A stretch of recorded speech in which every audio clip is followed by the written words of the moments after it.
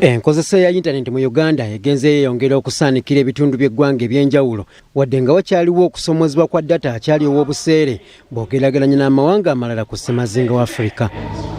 Mu mbeera eno amasomero gasabiddwa okwettanira okusomesa abayizi enkozesa ya tekinologiya n'ebyuma bikalimagezi okusobola okwaŋŋanga okusoomoozebwa naddala ebbula ly'emirimu mu bavubuka.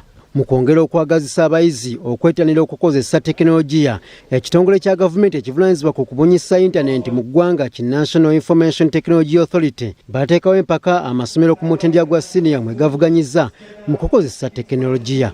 Ez'omwaka guno zifundikiddwa nga zibadde ku kisaawe Kololo era Standard High School zena erinywedde mu gannaaga akendo ne liddirirwa King's College Buddo, Mengo Secondary yekutte ekyokusatu n'amalala ne gagoberera. Amyuka akulira ssettendekero wa Isabati abakulembeddemu enteekateeka z'empaka zino Professor K.M. Matthew agamba bali mu kwogereziganya ne gavumenti okulaba ng'ekendeeza ku musolo oguli ku intaneti okwagazisa abantu abagikozesa. Ministry of ICT and National Guidance has taken a lot of measures to increase the internet availability to our youth, and it is increasing day by day.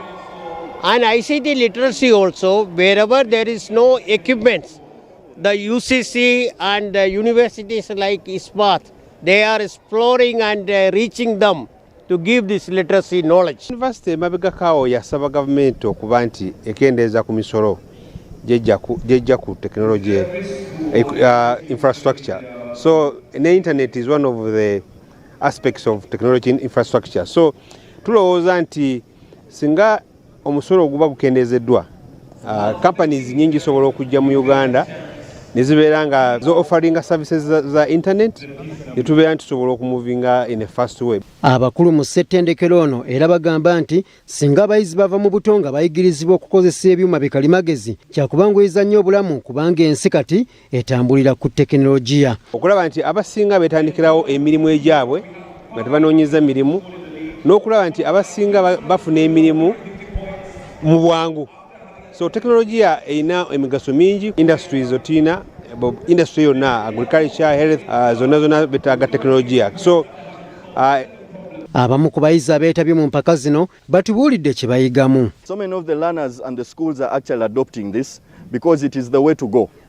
They need to be able to learn the different skills so as to have easier execution of tasks as learners. Empaka zino ezimanyiddwa nga Inter-Schools Coding Competition ziteekebwawo ekitongole ki NITA Uganda era ez'omwaka guno 2025 amasomero agasoba mu 40 ge gazeetabyemu.